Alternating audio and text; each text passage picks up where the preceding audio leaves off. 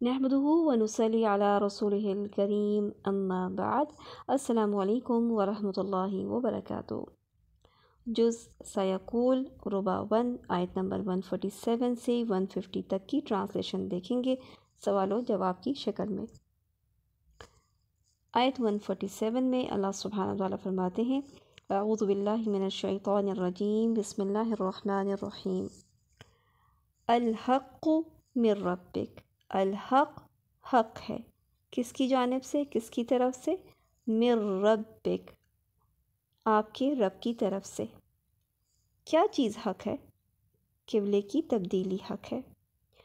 यानी ये जो किबला तब्दील हो गया, बैतुल मुक़द्दस से खाने काबा की तरफ किबला करने का हुक्म आ गया, तो ये तब्दीली अल्लाह ताला की तरफ से हक़ है। क्या हुक्म दिया गया इसके बाद कि किन लोगों में से ना हो जाना? फला, बस नहीं, तकूनन्ना, हो आप, मिनल मुमतरीन, शक करने वालों में से। शक क्यों हो रहा था? इसलिए शक हो रहा था कि अब किबला एक हो चुका। अब ईस्ट में रहने वाले वेस्ट की तरफ रुख करेंगे, वेस्ट में रहने वाले ईस्ट की तरफ रुख करेंगे, नॉर्थ वाले साउथ की तरफ रुख करेंगे, साउथ वाले नॉर्थ की तरफ रुख करेंगे। तो अब किबला बदल चुका, अब सब एक किबले की तरफ रुख करेंगे। तो ये बताया गया कि ये किबला जो बना है वो अल्लाह ताला की तरफ से हक़ है, और आपको हुक्म दिया गया कि इस बारे में अब शक में नहीं पड़ना। आयत नंबर 148 में फरमाया, वलिकुल्लिन विजहतुन हुवा मुवल्लीहा, वलिकुल्लि, हर एक के लिए, विजहा, एक सिमत है, हुआ, वो, मुवल्लीहा, फेरने वाला है उसकी तरफ। हर शख्स अपनी सिमत की जानिब क्या करने वाला है? उसी की तरफ फिर जाने वाला है, उसी की तरफ मुंह फेरने वाला है। इस बात के बाद हुक्म दिया गया, क्या हुक्म दिया गया? फस्तबिकुल खैरात, बस सबकत करो तुम नेकियों में। तुमने क्या करना है? तमाम मुसलमानों तुम क्या करो? फस्तबिकुल खैरात, सबकत करो तुम नेकियों में। इसको समझते हैं कि वलिकुल्ली विजहतुन हुवा मुवल्लीहा से क्या मुराद है, और हर एक के लिए एक सिमत है, वो मुंह फेरने वाला है उसकी तरफ। मतलब ये है कि देखा जाए तो इब्राहीम अलैहिस्सलाम का किबला अगरचा काबा था, मगर बाद में हर एक ने अपनी अपनी मर्ज़ी से किसी ना किसी सिमत को अपना किबला मुकर्रर कर लिया। चुनांचे यहूद बैतुल मक़दस की तरफ, बल्कि बैतुल मक़दस के सखरा को किबला करार दे लिया, और नसारा ने बैतुल मक़दस की मशरक़ी जानिब को। अब तुम्हारे लिए काबे को किबला मुकर्रर कर दिया गया है, इसलिए इन लोगों से इस बहस का कोई ख़ास फ़ायदा नहीं कि कौन सी सिमत अफजल है। अब तुम क्या करो?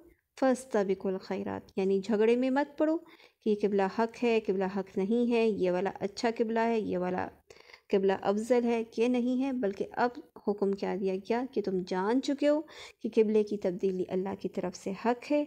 अब ये जान लेने के बाद अब तुम मुसलमानों खैर की तरफ सबकत करो, यानी नेकी और भलाई ही के रास्ते पर चलो। ये कुरान और इत्तिबा रसूल सल्लल्लाहु अलैहि वसल्लम ही का रास्ता है जिससे दूसरी कौम महरूम है।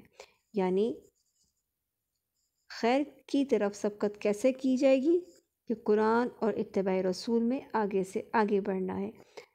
जितना ज़्यादा हम कुरान के मुताबिक, इत्तिबा रसूल के मुताबिक काम करेंगे, हम नेकियों में सबकत लेते जाएंगे। नेकी में बढ़ने का हुक्म देने के बाद हमें किस बात की खबर दी गई है? ऐनमा तकूनु, जहाँ कहीं भी तुम होगे। कहा जा रहा है ऐनमा तकूनु, जहाँ कहीं भी तुम होगे, यअति बिकुमुल्लाहु जमीआ, ले आएगा तुम्हें अल्लाह सबको, यानी सबके सबको अल्लाह सुब्हानहु व तआला जमा कर लेगा।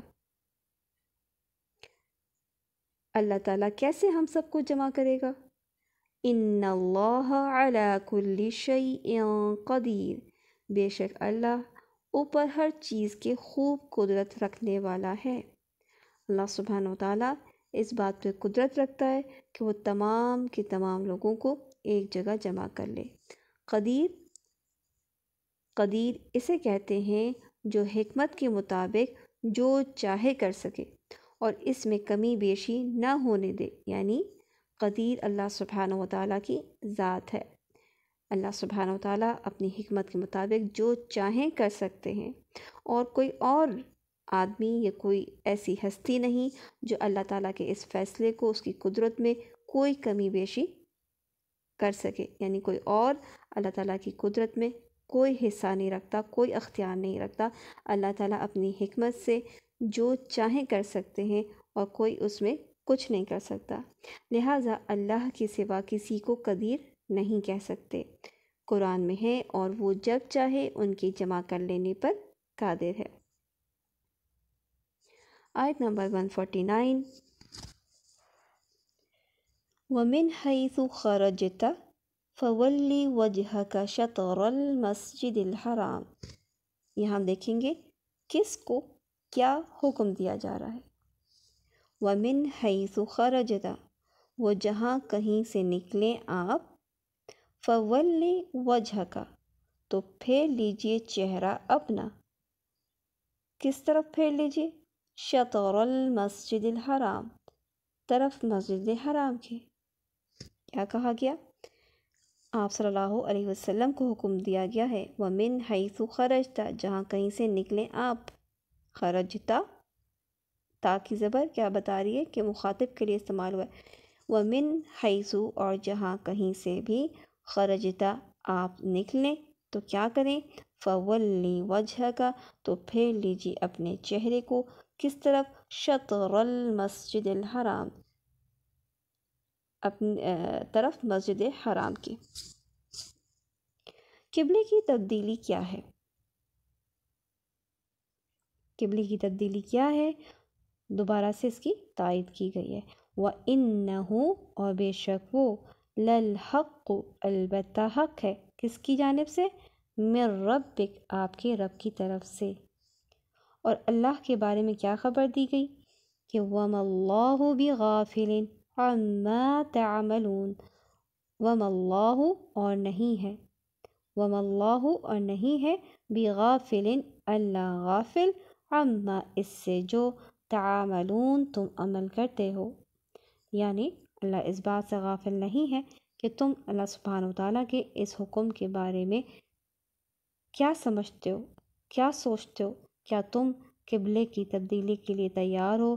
کیا تم قبلے کی تبدیلی کو مان گئے ہو؟ کیا تم قبلے کی تبدیلی کو حق سمجھتے ہو؟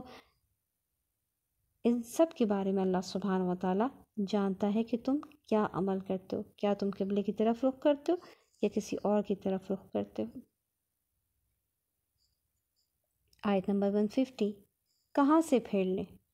وَمِنْ حَيْثُ خَرَجْتَ، پھر وہی بات جو ہم پہلے پڑھ چکے، اور جہاں کہیں سے نکلیں آپ، جہاں کہیں سے نکلیں آپ، کیا کریں؟ فَوَلِّ وَجْهَكَ، پھیر لیجیے اپنا چہرہ، شطر المسجد الحرام، پھیر لیجیے چہرہ اپنا طرف مسجد حرام کے۔ سب مسلمان کہاں سے اپنا چہرہ کس طرف کر لے؟ کہا جا رہا ہے کہ وَحَيْثُ مَا كُنْتُمْ فَوَلُّوا۔ اب دیکھیں یہاں سب مسلمانوں کو حکم دیا جا رہا ہے۔ ہمیں کیسے پتہ چلا ہے سب مسلمانوں کو حکم دیا جا رہا ہے؟ یہاں پر جمع کا صیغہ استعمال کیا گیا ہے۔ وَحَيْثُ، اور جہاں کہیں، مَا كُنْتُمْ، ہو تم، وَحَيْثُ مَا، اور جہاں کہیں بھی، كُنْتُمْ، ہو تم، فَوَلُّوا، تو پھیر لو۔ کیا پھیر لو؟ وجوہکم، اپنے چہروں کو، شطرہ، طرف اس کے۔ اس سے یہ بھی ہمیں پتہ چلتا ہے کہ کعبے کو جو قبلہ بنایا گیا ہے تو ایگزیکٹ کعبہ ہی مراد نہیں ہے، بلکہ حکم کیا گیا کہ اپنا چہرہ جو ہے کس طرف کر لو؟ مسجد حرام کی طرف۔ یعنی اگر انسان بہت کلوز یعنی مطاف میں کھڑا ہو تو پھر تو بہت آسان ہے کہ قبلے کی طرف وہ دیکھ رہا ہے، کعبے کی طرف وہ دیکھ رہا ہے، تو سمت اس کی پوری کی پوری کعبے کی طرف ہو۔ لیکن جیسے جیسے ہم دور ہوتے چلے جاتے ہیں، مختلف ملکوں میں چلے جاتے ہیں، تو پھر ایگزیکٹ پوائنٹ پر رخ کرنا جو ہے وہ مشکل ہو جاتا ہے۔ تو اس میں کیا ہے کہ نرمی رکھی گئی کہ کیا کریں، ہم مسجد حرام کی طرف اپنے چہرے کو کر لیں۔ اور یہ بھی پتہ چلا کہ جہاں کہیں بھی ہو تم، کسی بھی ملک میں ہو، کہیں بھی رہنے والے ہو، تو کرنا کیا ہے، ہر ایک کو ہر جگہ سے، ہم کہیں باہر چلے جائیں، گھر میں ہوں، باہر ہوں، کہیں کسی ملک میں ہوں، نماز کے وقت سب کا رخ ایک طرف ہو جائے گا، اور وہ ہے خانہ کعبہ کی طرف، مسجد حرام کی طرف۔ یہ جو ایک قبلے کی پابندی کرنے کا حکم دیا گیا ہے، تو اس سے فائدہ کیا ہے؟ لِأَلَّا يَكُونَ لِلنَّاسِ عَلَيْكُمْ حُجَّةٌ، تاکہ نہ ہو لوگوں کے لیے تم پر کوئی حجت، تاکہ نہ ہو لوگوں کے لیے تم پر کوئی حجت۔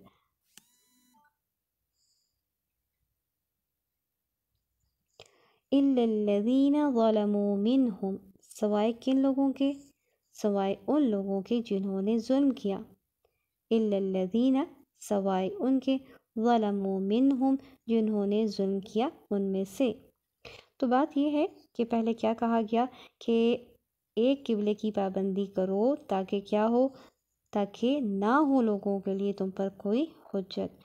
یعنی اگر ایک قبلے کی تم پابندی کرو گے تو لوگ تمہارے بارے میں باتیں نہیں بنا سکیں گے کہ اچھا آج تو ادھر منہ کیا ہوا ہے، آج ادھر منہ کیا ہوا ہے، آج ادھر منہ کیا ہوا ہے۔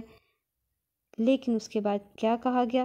إِلَّا الَّذِينَ ظَلَمُوا مِنْهُمْ، سوائے ان کی جنہوں نے ظلم کیا ان میں سے۔